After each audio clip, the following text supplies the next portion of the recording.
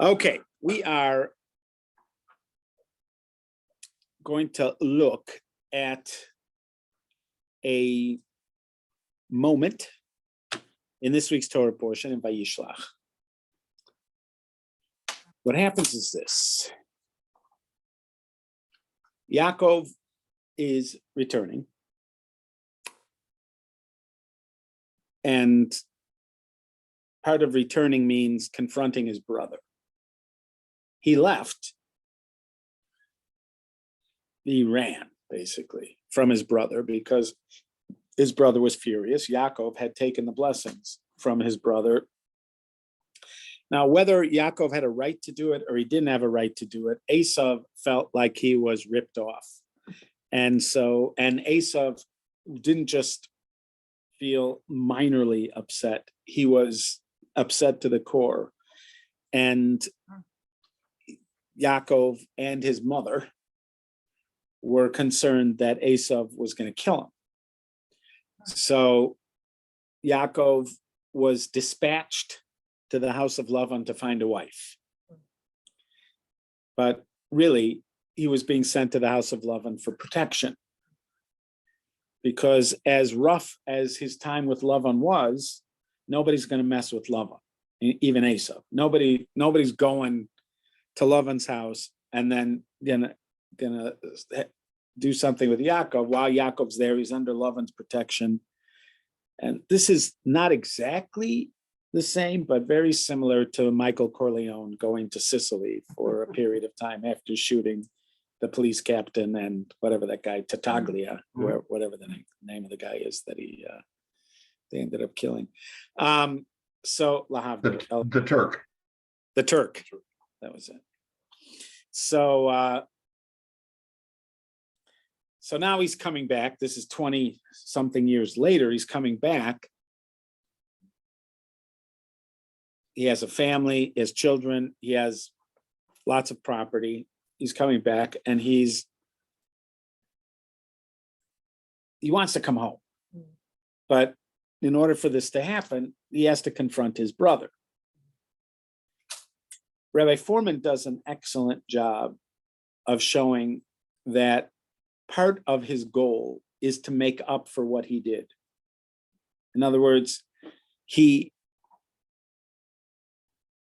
it's going to happen after the part that we're looking at, but he is going to offer the bounty that he got. And in a certain way, that's going to represent the blessing that he took. So in some ways, he is repairing what happened. And it looks like it in the end, it looks like it went well, but it is very tenuous until it's done. You can see that he has no idea which direction this is going. He prepares, we're shown that he prepares in three different ways. He prays, he sends gifts, and he prepares for war. He in case Esav is going to attack, he divides his camp.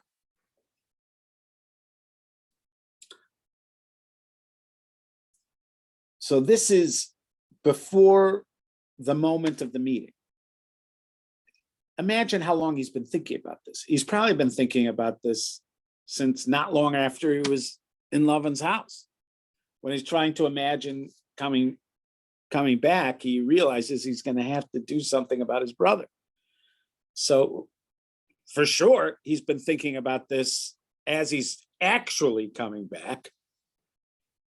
Each night as he's falling asleep and during the day, during quiet moments, you imagine his thoughts are moving over to that encounter that he's going to end up having. We are now at this moment that we're looking at, we're right before the moment happens. It's the night before. He's alone. The next day is going to be the meeting with Esav. So it's all coming to a head at this point. And we're told Vayakam balayla hahu, he got up during the night, V'yikach et shtei nashav et shtei shivchosav et 11 yeladav v'yavor et ma'avar yabok. He took his wives, the maidservants, the 11 children, and they crossed the Yabok River. V'yikachem v'yavireim es hanachal v'yaver es asher lo. So there's some kind of stream over there. He's got them on the other side of the stream. Vayivater Yaakov levado. And Yaakov is on his own. V'yavek ish imo ad alot hashachar. A man wrestles with him until first light. So it's there. They woke up in the middle of the night. In other words, he's in the middle of the night. He's moving his family, and then he seems to be on the other side of the river alone. He had moved them across. He's on the other side of the river alone.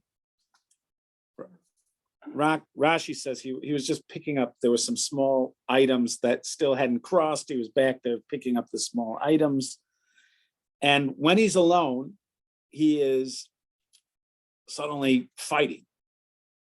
He's fighting with somebody. And it's a long fight. It's often called wrestling. I don't know. It's a fight. He's fighting with somebody. Ish. V'yavek ish imo adalos hashachar. So there's a man who fights with him. V'yar kilo yochalo. The man saw that, well, we don't know. The pronouns here are confusing because it says a man wrestled with him until the morning. And then it says, and he saw that he was not going to be able to win. And he struck the thigh. And then suddenly it mentions Yaakov. He struck the thigh, and it's like his joint came out, like the joint came undone. Ve'av koimo, as they're wrestling. I'm sure there's a name for that injury, and I believe tendons would be involved if you're pulling something out over there. Vayomer shalch, and again, so at that point, if we're putting it all together, because again, the pronouns, you'd like one or two more clear pronouns here, but it seems like from this that the person is seeing he's not going to be victorious. So he injures Yaakov. And that still is not getting him success. And he says, Vayomar shalcheni, and he says, send me, ki Allah shachar, it's the morning. Vayomar lo ashlechacha, he said, I'm not sending you. Ki im berachtani, unless you bless me. What? Wait a second, what? Say that again? That's what Yaakov says to him, I'm not letting you go until you bless me. Vayomer elav ma shemecha, and he says, what is your name? Vayomer Yaakov, and he said, my name is Yaakov. Vayomer lo Yaakov ye omer od shimcha, they will not say your name as Yaakov from now on. Ki im Yisrael, but rather Israel. You'll be known as Israel. Ki sarita im Elokim ve'im anashim v'tuchal, because you have. Now, this word is itself somewhat ambiguous. It has a lot of, the word sar means to be an officer or above others, to be above others. But often this is translated as you have wrestled with. You have wrestled with Elokim, with God, and men, and you have won. Vayisha Yaakov vayomer Hagida nosh shmecha, and Yaakov asked, and he said, tell me your name. Vayomer lama zetish al lishmi, and he said, why are you asking my name? Vayivarech oto sham, and he blessed him there. You couldn't get a clearer story. I hope you all, there's going to be a test on this, so you better get all the details correctly. All right, so then It's very mysterious. This is a very mysterious story. There's another story, almost is equally mysterious to this one, with Moshe and somebody getting circumcised, etc., on the way down to Egypt. But this is one of the most sort of, doesn't it seem unusual? Like, who's this Yeah. person? if you hear a story like this, it's happening in the middle of the night, and you hear a story like this, what do you think? Too much drinking and too much something. That could be. What else? What is another possibility that you think? It's a dream. Yes, that's an option. That's an option. Your dream. That's an option. It sounds like a dream a little bit, because it's like, especially because the You don't see quality of the narrative is not fine. It's not sharp. It's like it gives you, it's a sort of dreamlike thing. Here's another thing. Vayikra Yaakov Shem Hamakom Pniel. Yaakov called that place Pniel, Ki Ra'iti Elokim Panim El Panim Vatinatzel Nafshi, because I saw God face to face and I was saved. V'yizrach lo hashemesh kasher avar es Pnuel v'hu tzolei al yirecho, and the sun started to shine as he passed this place, Pnuel, and he is limping. He's limping, his hip, because of his hip. He's limping. Al kain lo yuchlu b'nei Yisrael es gid anosha. This lo, I can't read Hebrew apparently. Al kain lo yochlu b'nei Yisrael es gid anosha, and therefore the Jewish people do not eat the gid hanosha, the sciatic nerve. Asher al kaf hayerech, which is right there by the hip, the thigh. Ada yom hazeh, to this day. Ki noga b'kaf yerech Yaakov b'gid hanosha, because he struck the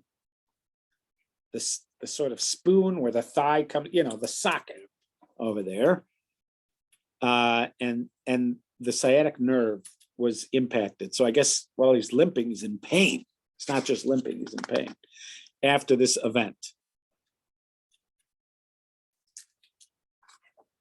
Sounds more like a dream to me. Right. Now, would you be surprised to know that in many texts, it just says Yaakov wrestled with an angel? Would that be surprising to you? It never calls him an angel, it calls him a person, Ish. But Yaakov's reaction to it is that he saw the face of God. Also, why is Yaakov asking him to bless him? There are holy people, but you're not usually wrestling holy people. Also, he said that you're going to be called Yisrael because you wrestled with God. So if you put some of this together, you could describe this as he's wrestling with an angel, and then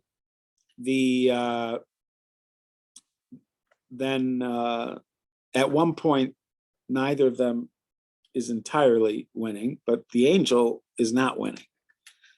And then the angel tries to injure him to get away, and it's not working.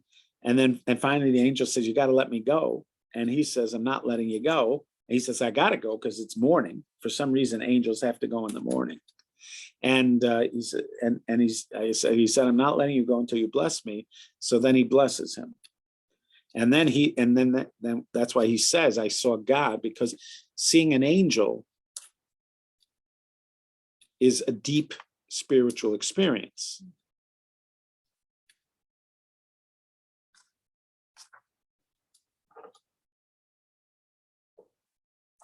Okay, so let's try to unpack this further.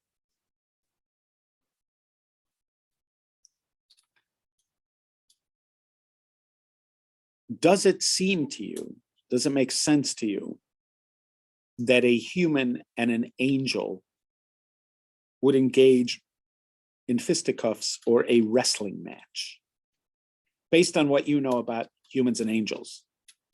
No. How's your knowledge of angels? Is it strong? Would you call it strong? I would say it's close to zero.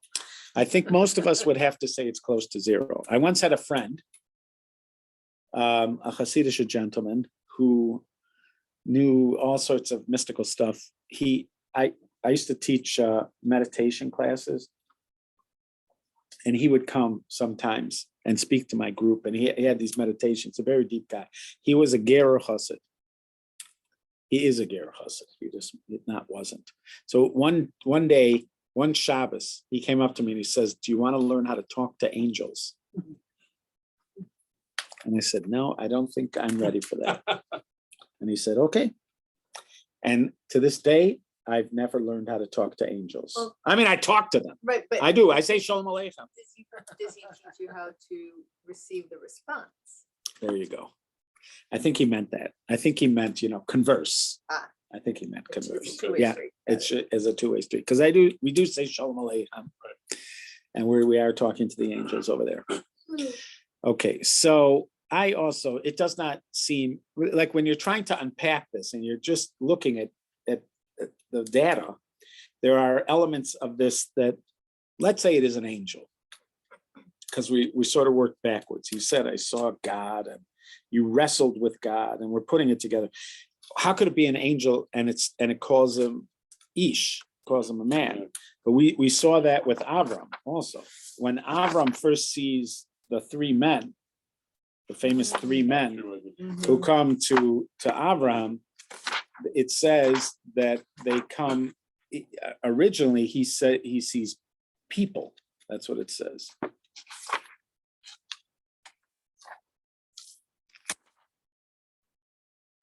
The Yisas Einav, he lifted up his eyes, V'yar v'hinei shlosha anashim nitzavim alav. And he saw, behold, three men are like standing. So he calls them men. Now, maybe they were just men, but then they also bless Avram, that they tell him he's going to have a kid. They give him the news that he's going to have a kid. Do they bless him? Or they just say he's going to have a kid? Yeah, they just tell him he's going to have a kid. They don't bless him. Anyways, then after that, it says, so the men got up and they looked over at Stone. And Moshe went there. And then it says, you have the whole thing with Avram arguing with God about the 50, and then it says, V'yavo shnei hamalachim Sodoma. And then the two angels came to Sodom at night. So these, what he called anashim, what he called people, were angels. And why would he do that? Why do you call them sometimes people, sometimes angels? That I don't know for sure, but maybe they appeared to him as people originally, maybe they didn't. But it's possible to call angels people. So we've already established that in our trying to put together the data from this story. We're okay with the idea that this might be an angel. Here, it never actually called him an angel. It's just that he says, after the event, I saw God. And it says you wrestled with God, or Elohim. And angels are sometimes called Elohim or messengers of Elohim. So it looks like this is an angel. And again, you will see everybody characterize it that way. When they talk about this event, they talk about Yaakov wrestling with an angel. That's what they talk about. How did they get there? Because they're doing what we're doing. They're sort of gathering the data and trying to put things together. So let's say you got there. So now you're comfortable with the fact that it was an angel. But what does it mean to wrestle with an angel? After all, angels are spiritual beings. Makes sense that you're in some kind of physical fight with a spiritual being? So I guess you could stretch yourself to say that, but it's not likely. And the Rambam certainly doesn't feel that way, because the Rambam makes it clear on more than one occasion that angels are spiritual entities. They are not physical beings. They don't occupy space. That's one of the consequences of not being a physical being. You don't have properties of physical entities. That means that you do not take up space. You are not made up of matter. You are, if you're a spiritual entity. So how is it, what does it mean to say he's wrestling with an angel?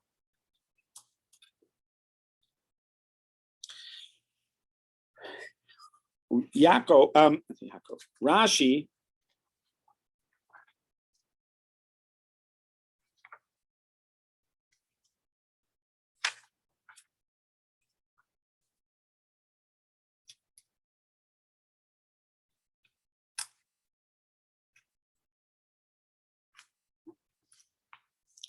Rashi says, "Uperishu Rabosenu Zichronim Livrocha." Our rabbis, may their memory be blessed, explained, "Shehu Soro Shel Esav," that this is the angel of Esav, the officer of Esav.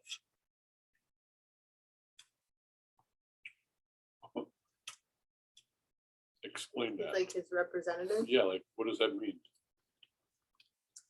Okay. Again, Is it when I was a kid and I heard this, what I pictured was there's some kind of official angel that is somehow connected to Esav who wrestled with Yaakov. That's how I pictured it. But as I'm getting, you get older, you start asking the questions. What does it mean? And what does it mean that there's a Sorosh Shel Esav? So it seems like what it means is something like this.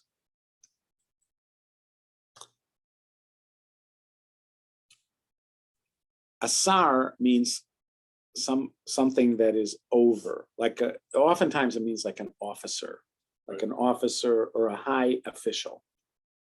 An officer or a high official. Now, if we're talking about angels, what it seems to suggest is that there are angels associated. This is level one. There are angels associated with people, and they represent some kind of very high spiritual force. You see Yaakov's response. He's lucky to be alive. That's what he feels like. He's lucky to be alive, even from just seeing it. He's lucky to be alive. So he's encountered some kind of very deep, very high spiritual entity. So let's say something like this. We're not gonna stop here, but we're gonna say this as an intermediate step. That you and I, we are not just physical beings, we're spiritual beings. And the spiritual part that we know of, that we speak through, that we think through, that our self-awareness, there are those who would suggest our self-awareness is at the lowest part of that spiritual structure. Imagine that you're a being that has roots that go all the way up into the heavens. And the higher up those roots are, the higher up your spiritual depth, the higher your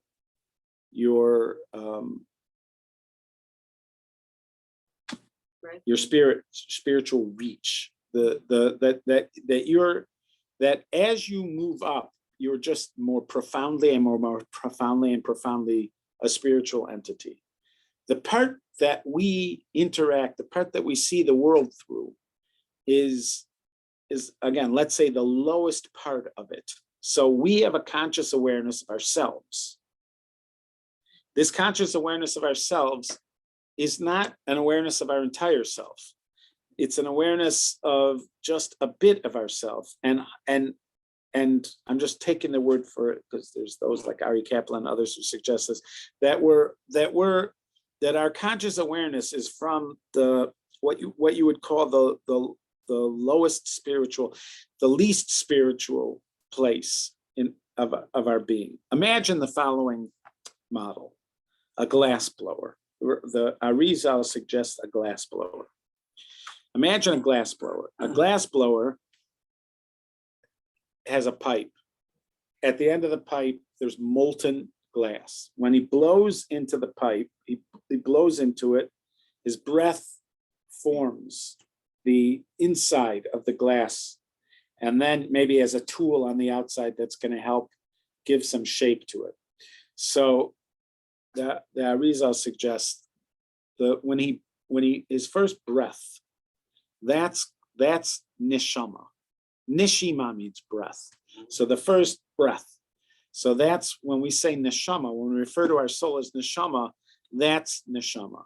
Then as the breath is moving down the pipe, that's like a wind. That's ruach. Ruach is like wind. Ruach is another aspect of spirit. And then the last one, when it rests into the molten glass, that's called nefesh. That's resting, bayinafash. So you have neshama, ruach, nefesh. These are three. They are spoken of as three aspects of the soul. So the aspect of the soul that is closest to the body is called nefesh. That's what he says. God, I'm saying words. These are the words that are said. So, and Ari Kaplan, I remember seeing this. I looked for it. I can't find it lately, but I remember a long time ago seeing that he suggested that our awareness is in nefesh. That's typically where our awareness is.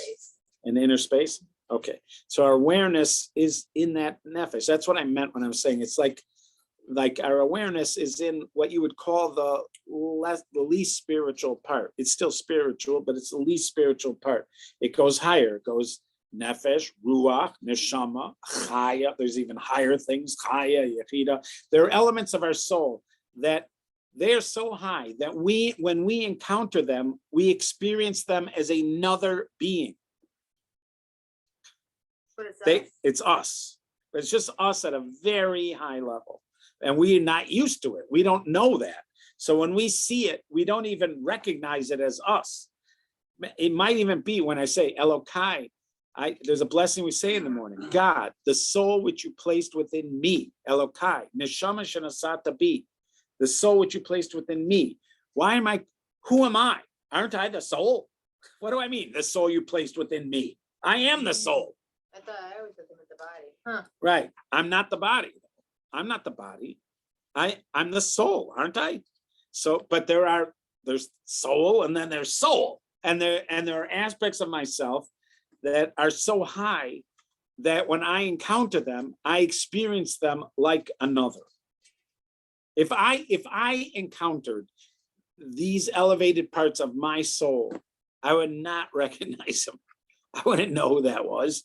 It's me, but I don't know that's me because it's such a high level.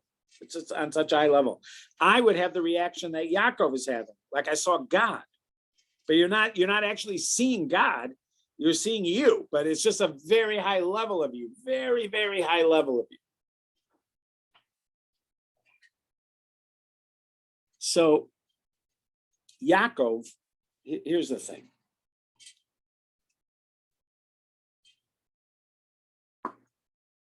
Yaakov has been on a journey.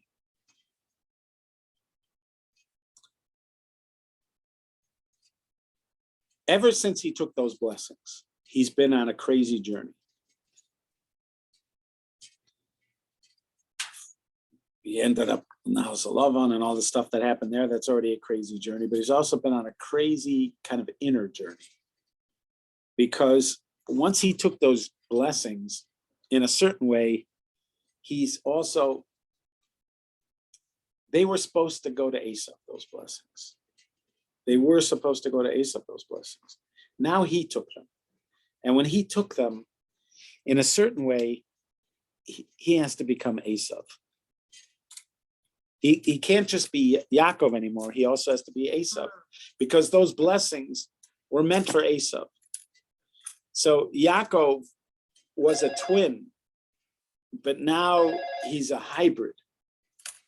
He was one part of identical twins before, but when he gets the blessings, in a certain way, he's become grafted.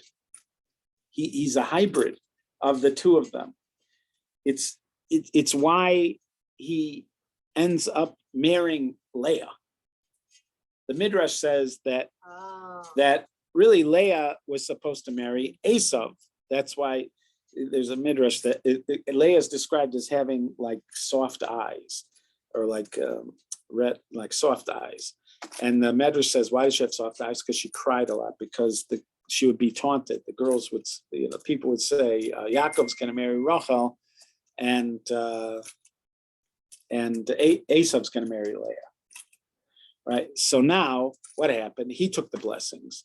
He ends up going to Lavan's house, and he doesn't even expect. He sees Rachel. He recognizes her as his soulmate, but then suddenly Leah is foisted on him. Why is Leah being foisted on him? So it suggests that, why is Leah being foisted on him? Because you took Esav's blessings. You want to be Esav? Welcome. Leah was supposed to be Esav's wife. You want to be Esav? Now you're going to marry you marry Leah. Now he wasn't ready for that. He didn't expect it. So he's spending all his time in the house of Lavan. He spends 20 years in the house of Lavan, and he's sort of growing into this situation. But he is now going to confront Esav. And he himself has to get his ship in order, because this is the most important confrontation of his life. Just fighting himself. So this is a level of meaning of this story, that ultimately, when he's really wrestling with himself, that as he's preparing for the confrontation with Esav, he needs to get unity.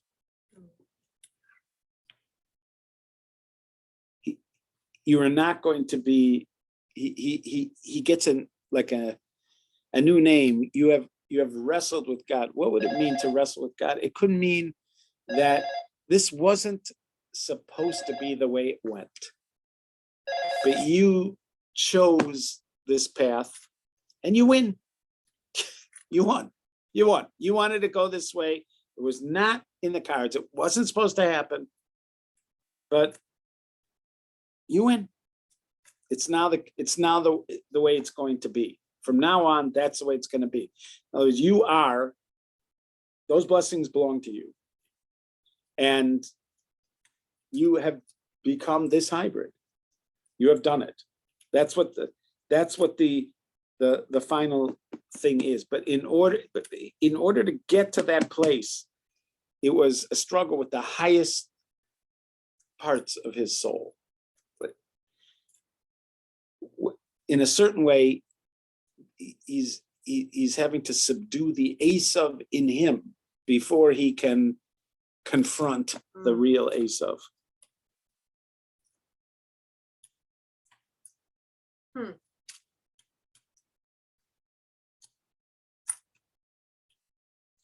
It would help to explain the confusion of pronouns here, because you're not always sure who's talking to who is this about, who's getting injured, who's what.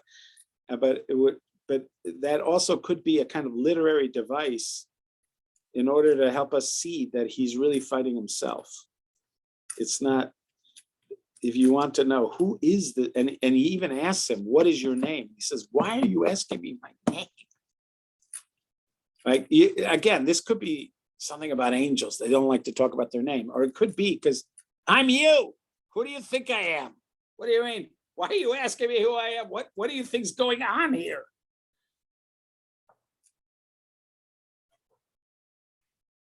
maybe his name is, why are you asking me my name?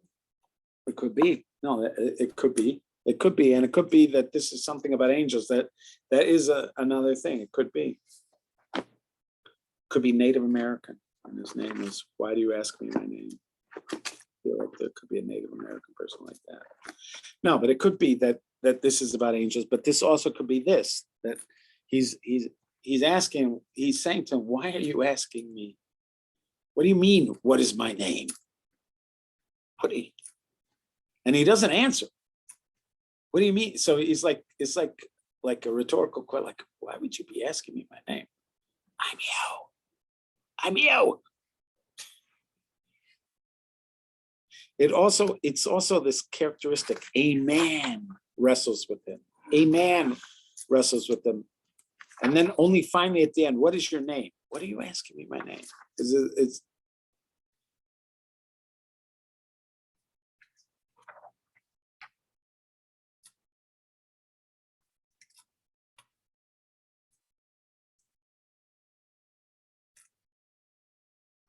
and the fact that he limps is a suggestion that he's not coming out of this entirely unscathed.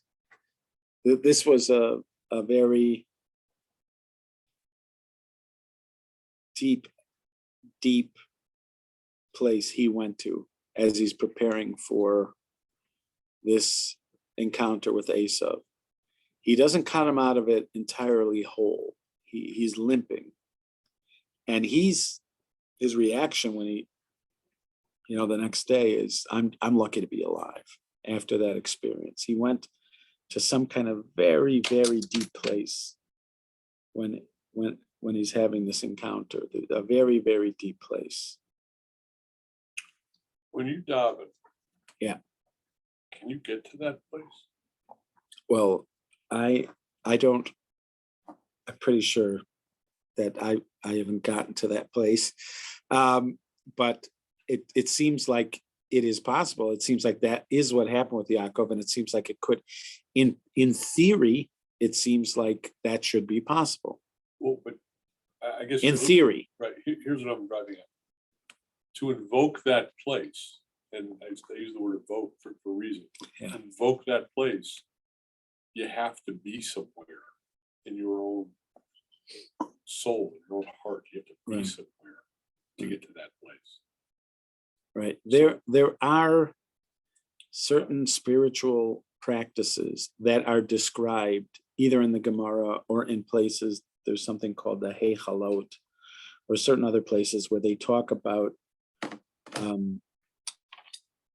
what Aryeh Kaplan translates some of them in his book Meditation and Kabbalah, where it seems like they are traveling that kind of,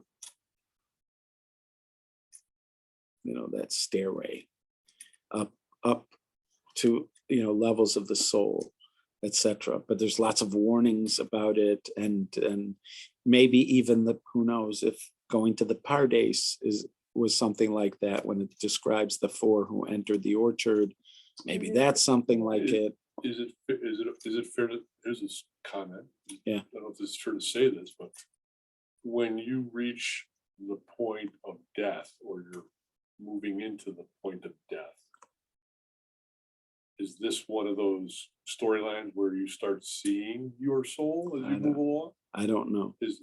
I don't know, but I do know that there are warnings that if you engage in mystical practices, that you could die, and maybe that's similar. In other words, it could be. Right. It could be. So maybe there's just places you could go to where it's very hard to hang on to life once you've been there or something. I don't know.